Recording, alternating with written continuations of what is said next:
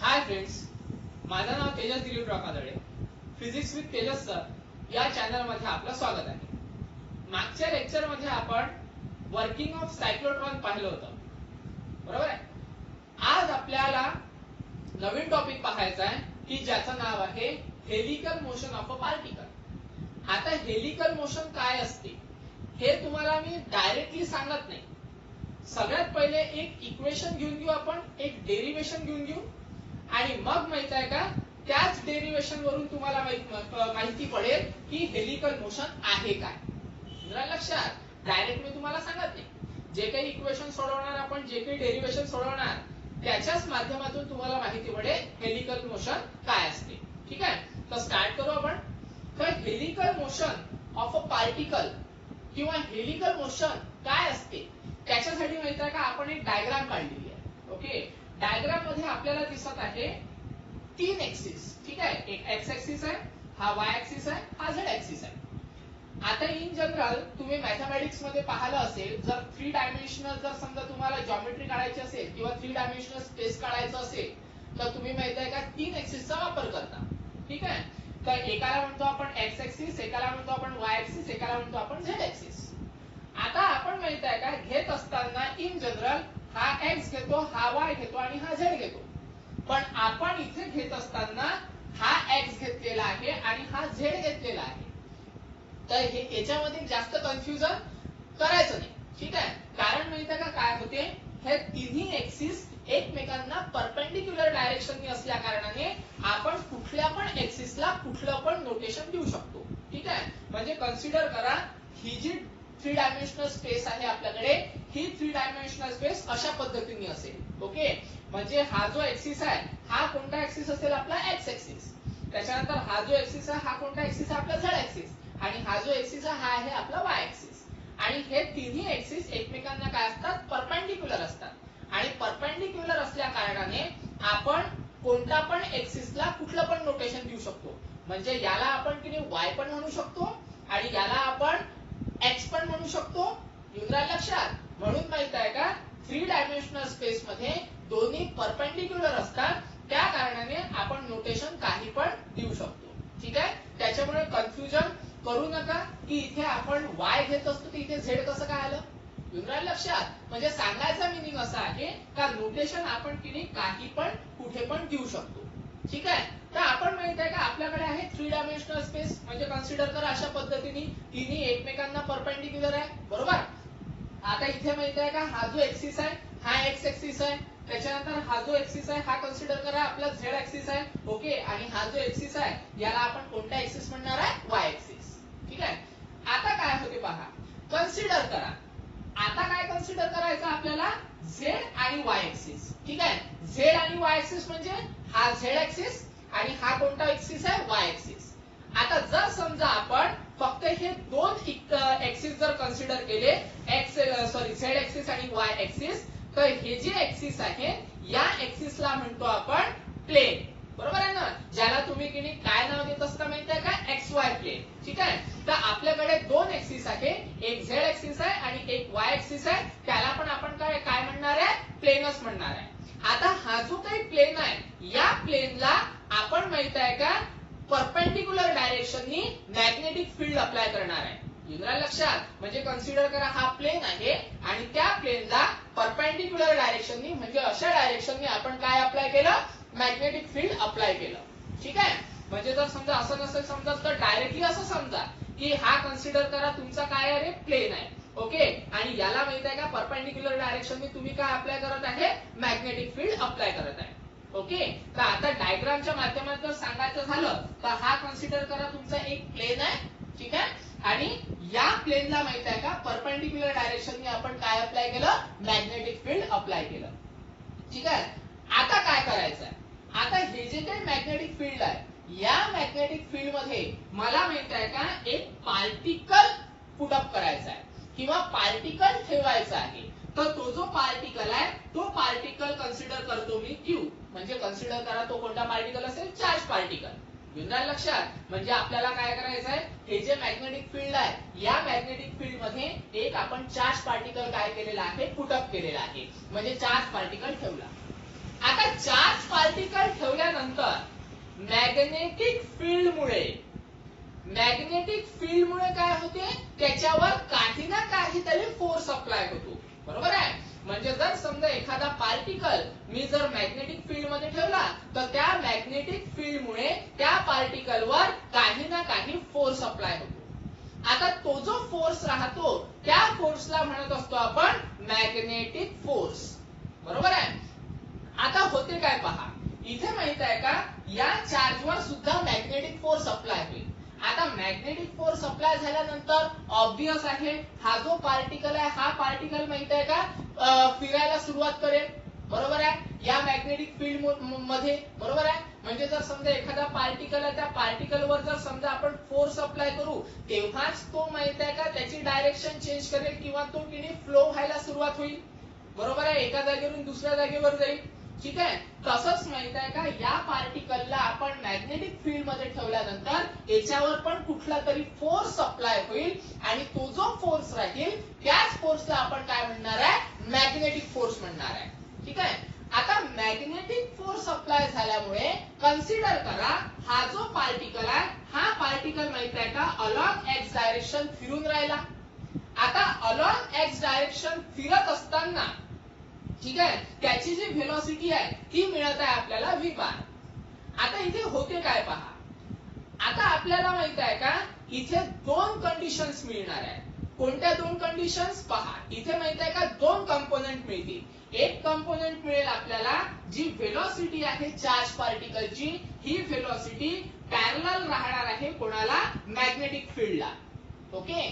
आणि दुसरा कंपोनेंट मिळणार आहे आपल्याला की जिथे हा जो चार्ज पार्टिकल आहे याची व्हेलॉसिटी परपेंडिक्युलर राहणार आहे मॅग्नेटिक फील्डला.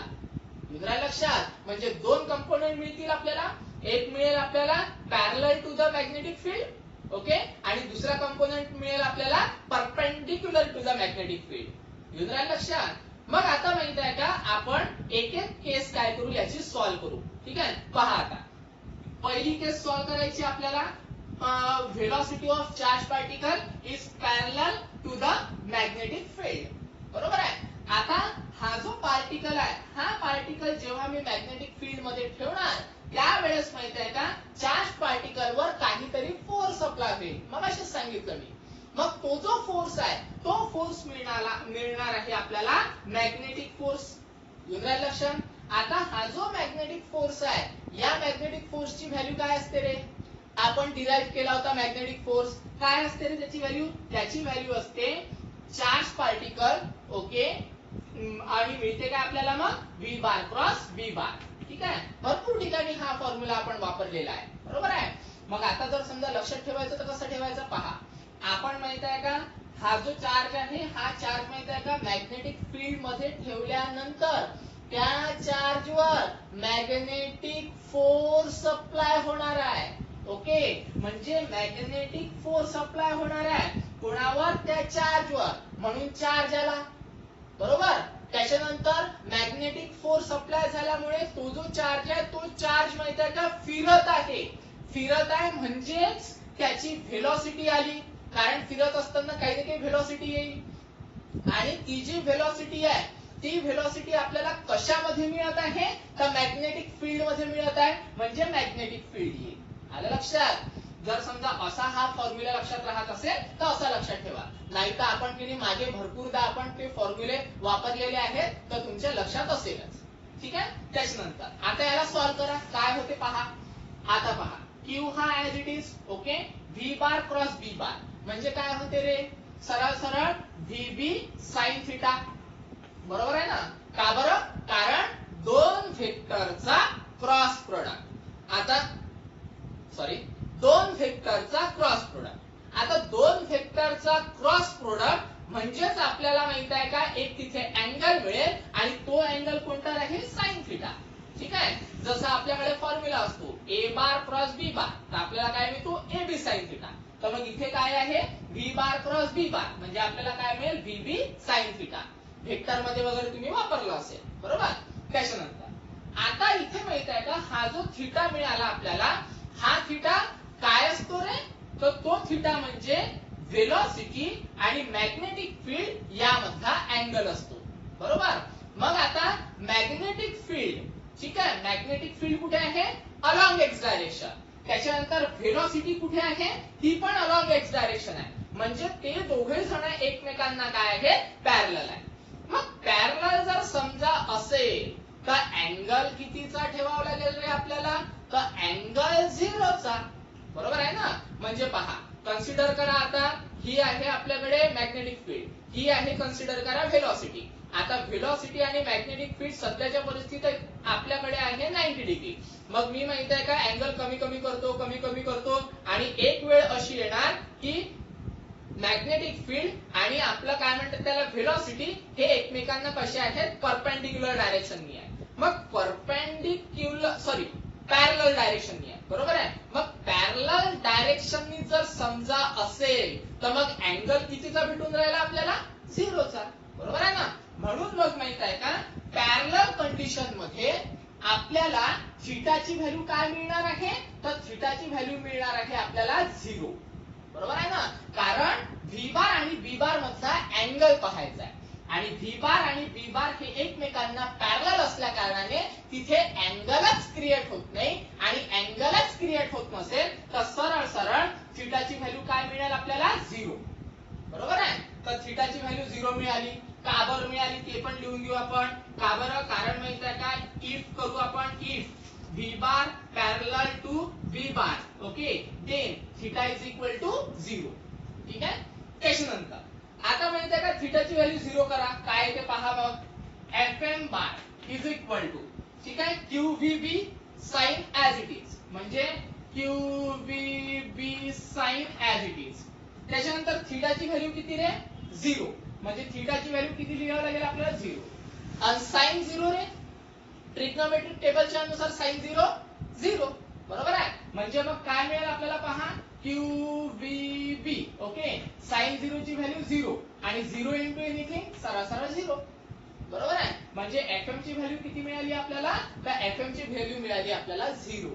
म्हणजेच काय, ज्या वेळेस पार्टिकलची जी व्हेलॉसिटी आहे, ही व्हेलॉसिटी जर समजा आपल्या मॅग्नेटिक फील्डला पॅरलल जर समजा असेल तर तिथे मॅग्नेटिक फोर्सचा काही अफेक्ट पडत नाही.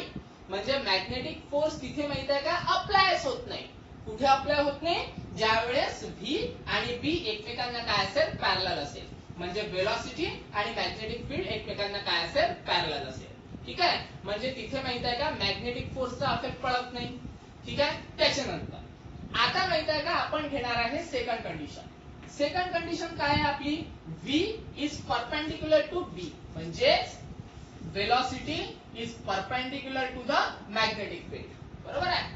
पुन्हा आता आपल्याला काय म्हणायचं होतं, ज्या वेळेस माहित आहे का आपण पार्टिकल टाकू त्यावेळेस माहित आहे का त्याच्यावर मॅग्नेटिक फोर्स अप्लाय होणार आहे. बरोबर आहे. पुन्हा मग आपल्याला माहित आहे का मॅग्नेटिक फोर्स घ्यावा लागेल. म्हणजे असं समजा ना, ह्या दोन स्टेप माहित आहे का कॉपी पेस्ट करा. ओके, मॅग्नेटिक फोर्स माहित आहे आपल्याला, magnetic force is equal to Q into B bar cross B bar. Okay, हीच घेतली आपण. त्याच्यानंतर याला सॉल्व्ह करा, म्हणजे काय मिळेल आपल्याला, Q into VB sine theta. ठीक आहे. आता चेंज कुठे होणार आहे, ठीक आहे. आता पहा, आपण काय म्हणणार आहे आता, की कन्सिडर करा ही मॅग्नेटिक फील्ड आहे अलॉंग एक्स डायरेक्शन, आणि ही व्हेलॉसिटी आहे परपेंडिक्युलर टू मॅग्नेटिक फील्ड. बरोबर आहे. ही जी व्हेलॉसिटी आहे ही माहित आहे का, परपेंडिक्युलर आहे कोणाला, मॅग्नेटिक फील्डला. मग आता परपेंडिक्युलर आहे तर आपला अँगल कितीचा बनेल रे, सरळ 90 डिग्रीचा. बरोबर आहे ना. पहा, ही आहे व्हेलॉसिटी, ही आहे मॅग्नेटिक फील्ड, आणि व्हेलॉसिटी ही मॅग्नेटिक फील्डला परपेंडिक्युलर आहे, म्हणजे अँगल कितीचा बनून राहिला आपल्याकडे, 90 डिग्रीचा. बरोबर आहे. म्हणजेच माहित आहे का, कन्सिडर करा व्ही बार, ओके, हा परपेंडिक्युलर असेल बी बारला, तेव्हा थीटाची व्हॅल्यू किती घ्यावी लागेल आपल्याला, 90 डिग्री. टाका मग 90 याच्यामध्ये. काय ते मॅग्नेटिक फोर्स पहा, Fm, okay, is equal to काय मिळेल आपल्याला, QVB. ओके, त्याच्यानंतर साइन ऍज इट इज, थीटाच्या जागेवर काय ठेवावं लागेल, 90. मग आता साइन 90 काय होते रे, ट्रिग्नोमेट्रिक टेबलच्या अनुसार साइन 90 म्हणजे 1. बरोबर आहे. मग टाका 1 ची 1, म्हणजे QVB हे ऍज इट इज. ओके, त्याच्यानंतर साइन 90, साइन 90 म्हणजे काय होते 1. आणि 1चा तसाही फरक पडत नाही, म्हणजे 1 नाही लिहिला तरी चालेल. म्हणजे मॅग्नेटिक फोर्स किती मिळून राहिला आपल्याला, तर मॅग्नेटिक फोर्स मिळून राहिला आपल्याला QVB. इथपर्यंत आलं लक्षात. तर हे आपण इक्वेशन सॉल्व्ह केलं. मग याच्यावरून आपल्याला लक्षात काय येते पहा, आपण माहित आहे का एक कन्सेप्ट शिकलो होतो. कोणता कन्सेप्ट शिकलो होतो आपण, सायक्लोट्रॉन मोशनचा. त्यामध्ये आपण म्हटलं होतं की जर समजा एखादा पार्टिकल मॅग्नेटिक फील्ड मध्ये ठेवला, त्याच्यानंतर तो माहित आहे का सर्क्युलर मोशन परफॉर्म करतो, बरोबर आहे. मग इथे पण आपण तेच करतोय. पहा, एक चार्ज पार्टिकल आहे, तो चार्ज पार्टिकल आपण मॅग्नेटिक फील्ड मध्ये ठेवला, बरोबर आहे. पण मॅग्नेटिक फील्ड मध्ये ठेवल्यानंतर तिथे माहिती आहे का दोन कंडिशन आपल्याला मिळून राहिलेल्या आहेत. कोणत्या दोन कंडिशन मिळत आहे, एक मिळत आहे आपल्याला V is parallel to B आणि एक मिळत आहे आपल्याला V is perpendicular to B, बरोबर आहे. मग आता की नाही V is parallel to B मध्ये मॅग्नेटिक फोर्स माहिती आहे का 0 आहे. मग मॅग्नेटिक फोर्स माहिती आहे का एका कंडिशन मध्ये अप्लायच नाही होत आहे. मग एका कंडिशन मध्ये मॅग्नेटिक फोर्स अप्लाय होत नसेल, म्हणजेच माहित आहे का या कंडिशन मध्ये पार्टिकल हा सर्क्युलर मोशन परफॉर्मन्स नाही करणार, बरोबर आहे. पण तो जो पार्टिकल आहे तो पार्टिकल B च्या डायरेक्शननी माहित आहे का काय जात जाईल, पुढे पुढे जात जाईल. इथपर्यंत आलं लक्षात. म्हणजे या कंडिशन मध्ये पार्टिकल हा सर्क्युलर मोशन परफॉर्म करणार नाही. का बरं परफॉर्म करणार नाही, कारण त्या कंडिशन मध्ये मॅग्नेटिक फील्ड ही आपल्याला मिळत आहे 0, बरोबर आहे. म्हणून म्हणजेच काय, तर या फील्ड मध्ये फक्त पार्टिकल माहित आहे का पॉझिटिव्ह एक्स डायरेक्शनने पुढे जात आहे. लक्षात, फक्त आपण काय म्हणत आहे पुढे जात आहे एवढंच म्हणत आहे, ठीक आहे. त्याच्यानंतर दुसरी कंडिशन आहे आपली परपेंडिक्युलरची, बरोबर आहे. त्यामध्ये माहित आहे का Fm ची व्हॅल्यू मिळालेली आहे आपल्याला काहीतरी. म्हणजेच काय, तर या दुसऱ्या कंडिशन मध्ये मॅग्नेटिक फोर्स त्या चार्ज वर अप्लाय होत आहे. आणि तुम्हाला माहित आहे मॅग्नेटिक फोर्स जर समजा अप्लाय होत असेल तर पार्टिकल हा माहित आहे का सर्क्युलर मोशन परफॉर्म करत आहे. लक्षात, म्हणजेच माहित आहे का दुसऱ्या कंडिशन मध्ये पार्टिकल माहित आहे का इथे सर्क्युलर मोशन काय करेल, परफॉर्म करेल, बरोबर आहे. पण एकच कंडिशन आहे का आपल्याकडे सर्क्युलर मोशन वाली, नाही, दोन कंडिशन आहे. एका कंडिशन मध्ये तो पुढे जातोय आणि दुसऱ्या कंडिशन मध्ये सर्क्युलर मोशन परफॉर्म करतोय, बरोबर आहे. आणि ह्या दोन्ही कंडिशन ऍट ए टाइम असल्या कारणाने कसा तो मोशन परफॉर्म करेल पहा, सर्क्युलर मोशन, ठीक आहे. त्याच्यानंतर पुढे जाईल, पुन्हा सर्क्युलर मोशन, ओके, पुढे जाईल, पुन्हा सर्क्युलर मोशन आणि असा माहित आहे का तो काय चालला जात जाईल, पुढे पुढे जात जाईल. मग आता ही जी कंडिशन मिळून राहिली आपल्याला किंवा हे जे स्ट्रक्चर मिळून राहिला आपल्याला, या स्ट्रक्चरला म्हटलं ते हेलिकल मोशन, ठीक आहे. आता हे जे स्ट्रक्चर मिळत आहे या स्ट्रक्चरला काय म्हटलं ते हेलिकल मोशन असं म्हटलं जाते, ठीक आहे. का बरं, कारण माहित आहे का एका कंडिशन मध्ये मॅग्नेटिक फोर्स अप्लाय होत नाहीये, म्हणजे तिथे माहित आहे का सर्क्युलर मोशनचा काही विषय येत नाही. म्हणजे तिथे फक्त पार्टिकल काय जाईल, स्ट्रेट डायरेक्शनने पुढे जाईल, ठीक आहे. पण दुसऱ्या कंडिशन मध्ये मात्र मॅग्नेटिक फोर्स मिळाला. मग मॅग्नेटिक फोर्स म्हणजे काय, पार्टिकल हा सर्क्युलर मोशन परफॉर्म करेल, बरोबर आहे. तर पार्टिकल हा सर्क्युलर मोशन परफॉर्म करत आहे, लक्षात. पण ह्या दोन्ही ऍट ए टाइम असल्या कारणाने तो सर्क्युलर मोशन पण परफॉर्म करेल आणि समोर समोर पण जात राहील. आलं लक्षात, सर्क्युलर मोशन पण परफॉर्म करेल आणि समोर समोर पण जात राहील. इथपर्यंत आलं लक्षात. तर या स्ट्रक्चरला म्हटलं जाते हेलिकल मोशन. तर अशा पद्धतीचं कुठे पण स्ट्रक्चर मिळालं तुम्हाला तर त्याला काय म्हटलं जाते, हेलिकल मोशन असं म्हटलं जाते, ठीक आहे. तर हे आहे आपला हेलिकल मोशनचं इक्वेशन, ठीक आहे. त्याच्यानंतर आता आपल्याला माहित आहे का अजून एक टॉपिक पाहायचा आहे.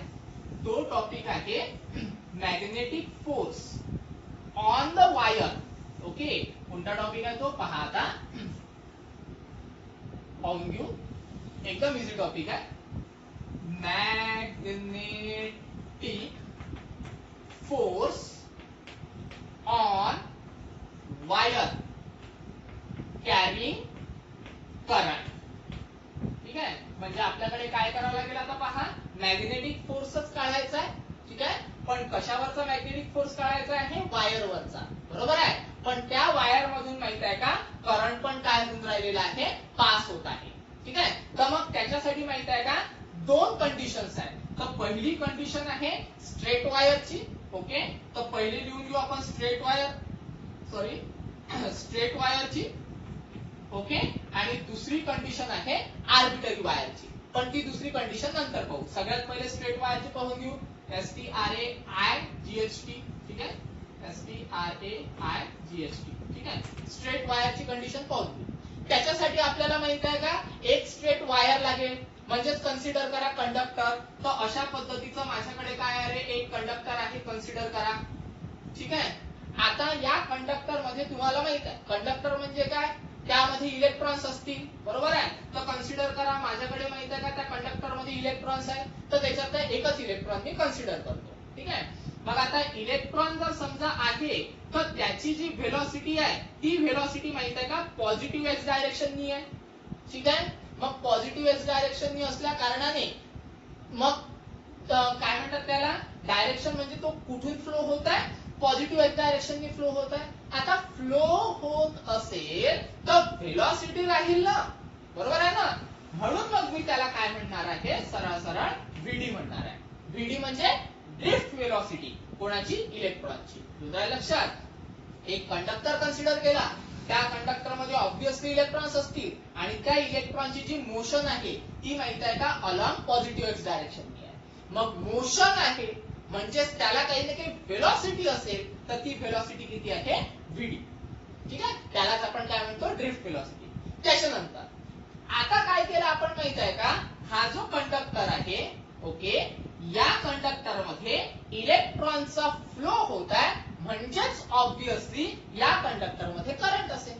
बरोबर आहे, आणि मी तुम्हाला सांगितलेलं आहे ज्या डायरेक्शननी इलेक्ट्रॉन किंवा चार्जेस फ्लो होतात त्याच्या अपोजिट डायरेक्शननी आपल्याला करंट मिळत असतो. बरोबर आहे ना, म्हणजे इलेक्ट्रॉन चालले पॉझिटिव्ह एक्स डायरेक्शननी, म्हणजे करंट त्याच्या अपोजिट, म्हणजे करंट मिळेल आपल्याला निगेटिव्ह एक्स डायरेक्शननी. बरोबर आहे, तर करंट आपल्याला त्याच्या ऑपोजिट मिळणार. ठीक आहे, तर हा मिळेल आपल्याला करंट. मग आता हे तर झालं आपला कंडक्टरचा विषय. त्याच्यानंतर मग आपल्याला काय करायचं, मॅग्नेटिक फोर्स काढायचा आहे, म्हणजे मॅग्नेटिक फील्ड अप्लाय करावं लागेल. पण या कंडक्टरला मॅग्नेटिक फील्ड ही माहित आहे का परपेंडिक्युलर डायरेक्शननी आपल्याला काय करायची आहे, अप्लाय करायची आहे. ठीक आहे, अशा डायरेक्शननी आपल्याला ती काय करायची आहे, अप्लाय करायची आहे, परपेंडिक्युलर डायरेक्शन.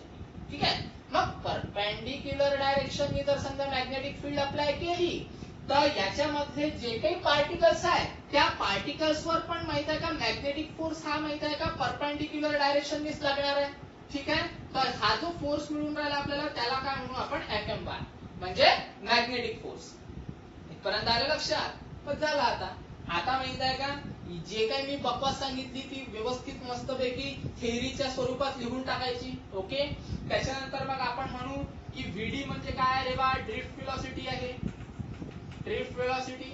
बरोबर आहे, बी म्हणजे काय, ही जी आहे हे काय राहणार आपली बी. बी म्हणजे काय मिळेल आपल्याला, तर मॅग्नेटिक फील्ड मिळेल, मॅग्नेटिक फील्ड. ओके, त्याच्यानंतर माहिती आहे या कंडक्टरची जी लेंथ आहे ती कंडक्टरची लेंथ किती घ्यायची आपल्याला, कॅपिटल एल. ओके, म्हणजे कंडक्टरची जी काही लेंथ आहे ती किती मिळेल आपल्याला, कॅपिटल एल मिळणार. ठीक आहे, तर हे माहित आहे का सगळं आपण तिथे जे बकवास आहे ती बकवास तिथे लिहून टाकायची.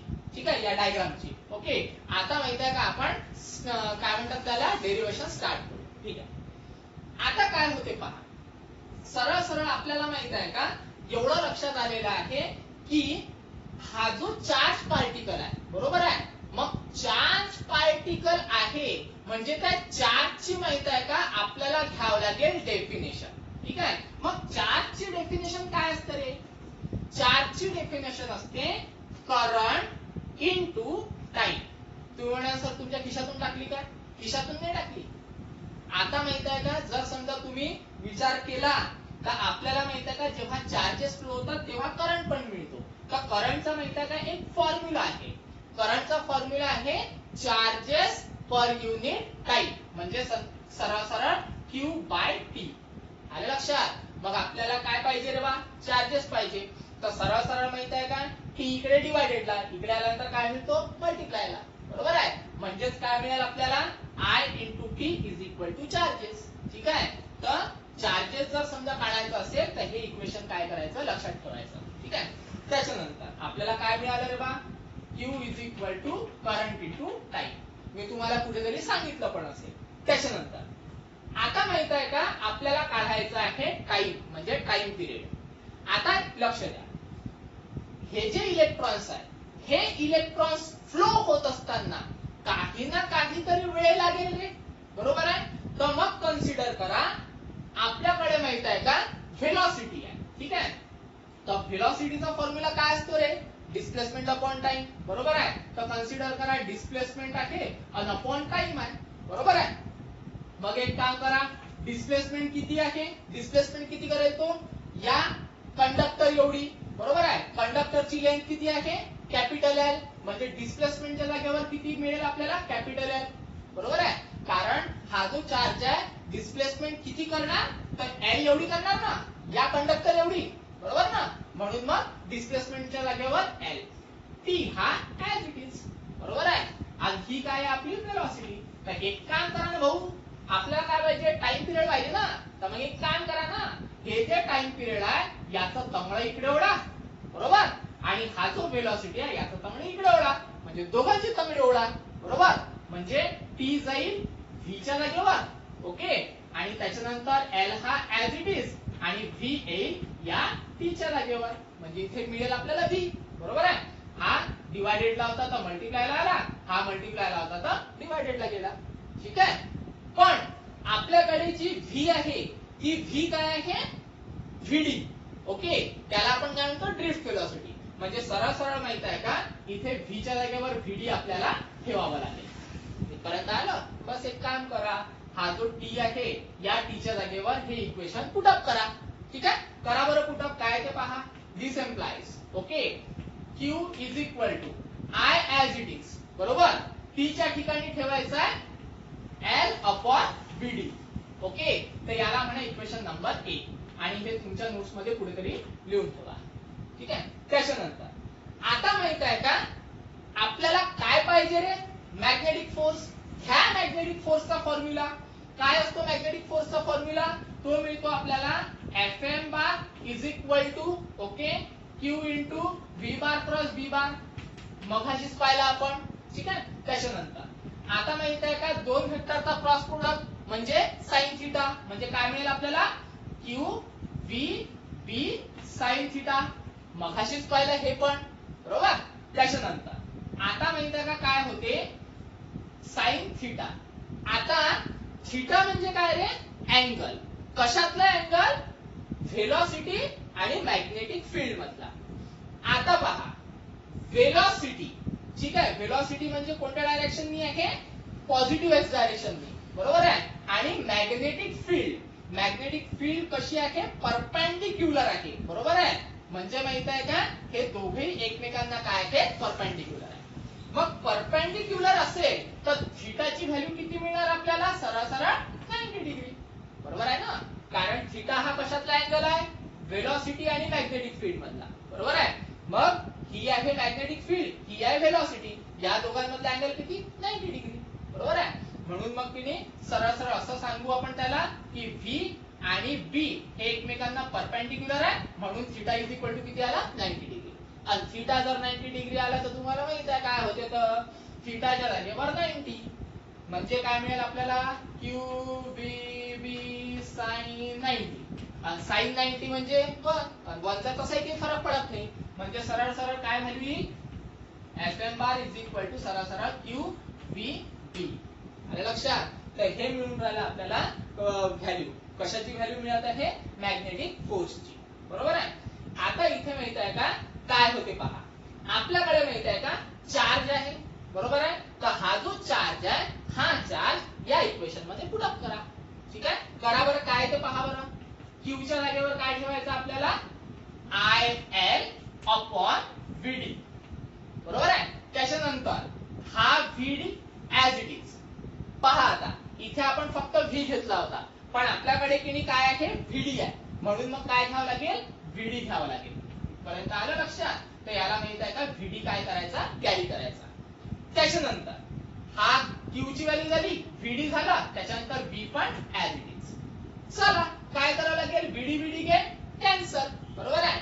तर काय होते पहा आता, पहा सगळं झालं हे आपलं, आता हे सगळं झालं पहा. fm as it is okay is equal to काय मिळून राहिलं रे, IL, ठीक आहे. त्याच्यानंतर व्हीडी व्हीडी कॅन्सल झाला आणि आपल्याला मिळत आहे बी, ठीक आहे. तर हा आहे आपला फॉर्म्युला. कशाचा फॉर्म्युला, मॅग्नेटिक फोर्सचा. आणि तो मॅग्नेटिक फोर्स कोणावर अप्लाय करत आहे आपण, कंडक्टरवर, ठीक आहे. तर हा आहे फॉर्म्युला आपला मॅग्नेटिक फोर्सचा. तर एक काम करू आपण, हे जे इक्वेशन मिळालं होतं आपल्याला, ठीक आहे, कोणतं इक्वेशन आहे रे बा, इक्वेशन दिलंच नाही का, हा इक्वेशन 1 आहे, याला म्हणून इक्वेशन नंबर 2, ठीक आहे. आणि इथे आपण माहित आहे का व्हॅल्यू टाकली होती ना कशाची, चार्जची. तर मग इथे पण लिहून घेऊ आपण, काय लिहायचं आपल्याला, फ्रॉम 1. परत आलं लक्षात.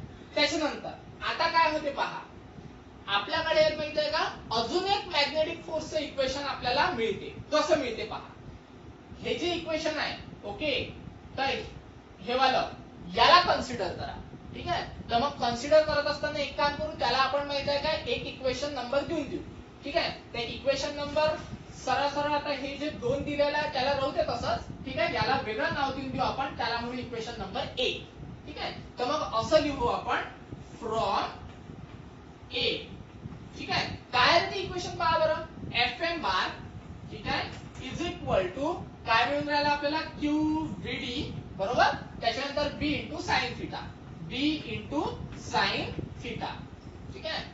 आता क्यू ची व्हॅल्यू पुन्हा टाका याच्यामध्ये, काय येते पहा, इज इक्वल टू क्यू ची व्हॅल्यू काय आहे आपल्याकडे, IL व्हीडी, बरोबर आहे. म्हणजे IL अपॉन व्हीडी. कशाची व्हॅल्यू टाकली आपण, क्यू ची, बरोबर आहे. कशावरून, इक्वेशन 1 वरून. त्याच्यानंतर हा व्हीडी ऍज इट इज, त्याच्यानंतर magnetic field as it is, त्याच्यानंतर साइन थिटा हा पण ऍज इट इज, बरोबर. एक काम करा, व्हीडी व्हीडी गेट कॅन्सल, काय उरते रे मग, IL बी साइन थिटा, बरोबर आहे. मगाशी माहित आहे का साइन थिटा इथे माहित आहे का गायब झाला होता, कारण त्याचं कारण असं होतं की मॅग्नेटिक फील्ड आणि सॉरी वेलोसिटी आणि मॅग्नेटिक फील्ड हे एकमेकांना काय होते, परपेंडिक्युलर होते. पण त्याच्यानंतर आपण काय घेतलं की बा आपला जो माहित आहे का बी बार आणि वेलोसिटी आहे हे 90 च्या व्यतिरिक्त असेल.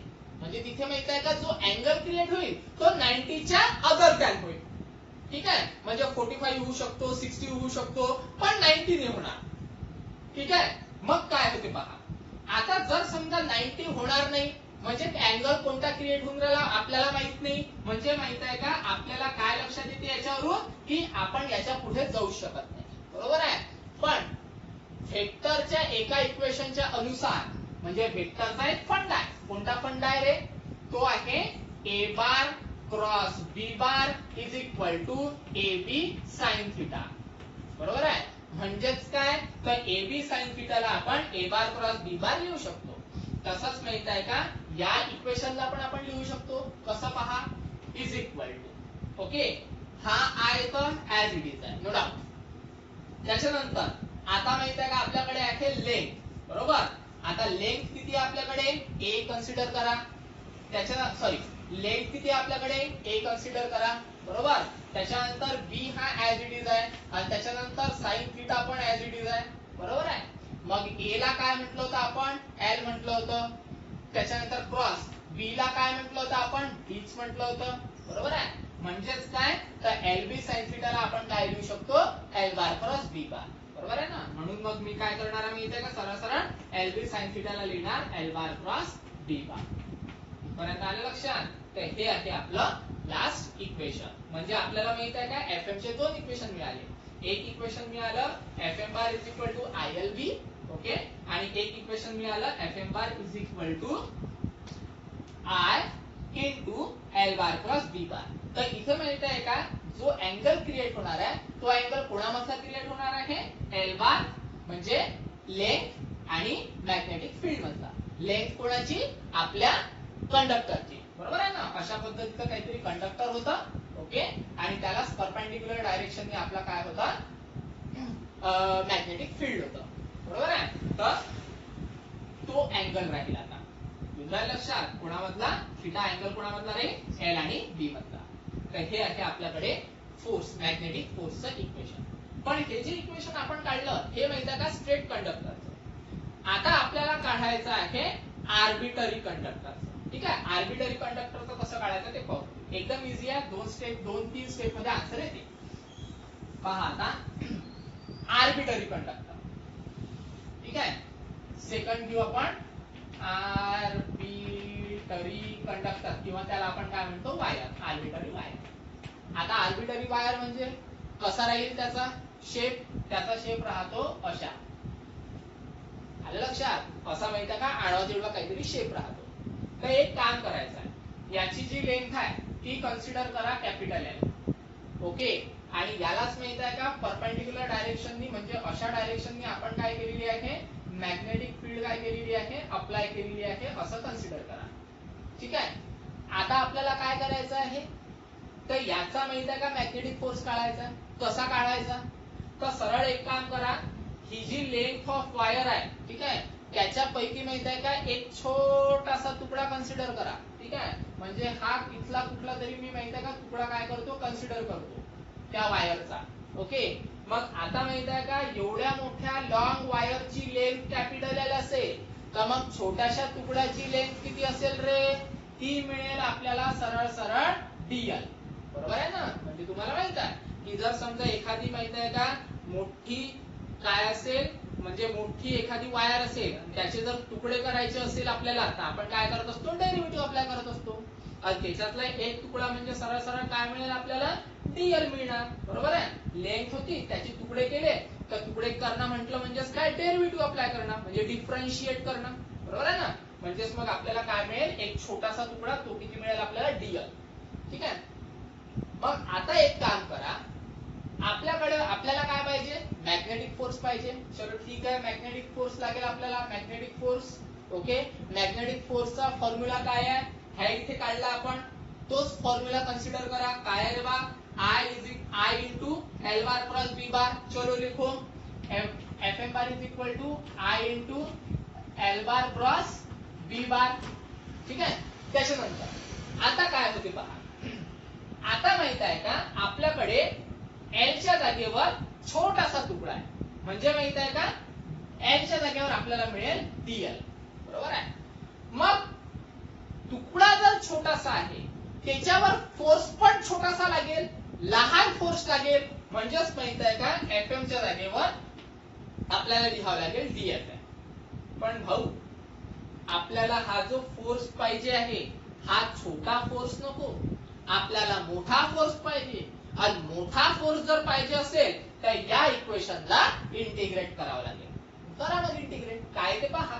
तर लिहिताना सरळ लिहू आपण, इंटिग्रेट अबाउट इक्वेशन, ओके. काय ते पहा मग, सरळ सरळ integrate of DFM, okay, is equal to, याला पण इंटिग्रेट करावं लागेल. करा मग integrate of I into DL bar cross B bar, ठीक आहे. झालं. आता एक काम करा, याचं काहीच काम नाही आपल्याला, ओके. काय होते पहा बरं, डीएफएम बारचं इंटिग्रेशन सरळ सरळ एफएम बार, बरोबर आहे. तर ते घेऊ आपण एफएम बार. तुम्ही भरपूरला केलेला आहे, इलेक्ट्रोस्टॅटिक मध्ये पण केलेला आहे. इंटिग्रेशन ऑफ डी फाय काय होते? फाय. इंटिग्रेशन ऑफ डीएक्स काय होते? एक्स, बरोबर आहे. तसंच इंटिग्रेशन ऑफ डीएफएम काय होईल? एफएम. लागेल की इकडे फॉर्म्युला लिहून देतो. इंटिग्रेशन ऑफ डीएक्स काय मिळते आपल्याला? एक्स मिळते. तर मग आता कन्सिडर करा, डी तर ऍज इट इज आहे, नो डाऊट. एक्स च्या जागेवर काय आहे? एफएम आहे. तर मग एक्स जर समजा एक्स होत असेल तर एफएम काय मिळणार आपल्याला? एफएम मिळणार, बरोबर ना. हो. त्याच्यानंतर इंटिग्रेशन हा कॉन्स्टंट वर अप्लाय होत नसतो, म्हणजे कॉन्स्टंट बाहेर घ्यावा लागेल. इंटिग्रेशन कोणावर अप्लाय होईल? तर डीएल वर अप्लाय होईल, कारण तो बी बार वरही अप्लाय होत नाही. का बरं होत नाही? कारण बी बार पण कॉन्स्टंट आहे, बरोबर आहे ना. म्हणून मग इंटिग्रेशन आपल्याला कोणावर अप्लाय करावं लागेल? डीएल वर, ठीक आहे. तर डीएल वर इंटिग्रेशन अप्लाय झालं, ठीक आहे. त्याच्यानंतर काय आहे? क्रॉस बी बार, ठीक आहे. क्रॉस बी बार. ओके, तर हे मिळालं आपल्याला इक्वेशन कोणाचं, एफ एम बारचं. तर यालाच माहिती आहे का आपण व्यवस्थित लिहून घेऊ. कसं पहा, F M bar is equal to okay I as it is. ठीक आहे, त्याच्यानंतर याला लिहू आपण अशा पद्धतीने इंटिग्रेशन ऑफ डीएल. ओके, याला ब्रॅकेट करून टाकू आणि क्रॉस मध्ये बी बार. ठीक आहे, तर हे आहे आपलं फायनल आन्सर. कोणाचं फायनल आन्सर, आर्बिटरी वायरचं. म्हणजे आपण कोणता टॉपिक पाहत होतो, magnetic force on the wire. बरोबर आहे. मग magnetic force on the wire, दोन प्रकारचे वायर घेतले. एक स्ट्रेट वायर घेतला होता ज्याला आपण कंडक्टर म्हटलं होतं, आणि एक आपण तिने आर्बिटरी वायर घेतला जो अशा पद्धतीचा असतो. ठीक आहे, तर हा होता आपला आजचा टॉपिक. जर समजा काही अडचण असेल तर फोन किंवा मेसेजद्वारे तुम्ही मला विचारू शकता. ठीक आहे, कुठेतरी तुम्हाला कन्फ्युजन असेल तर फोन किंवा मेसेज तुम्ही करून डिफिकल्टी सॉल्व्ह करून घ्यायची. ओके, आज स्टॉप करू. ठीक आहे, उद्याला नेक्स्ट टॉपिक पाहू. ठीक आहे, धन्यवाद.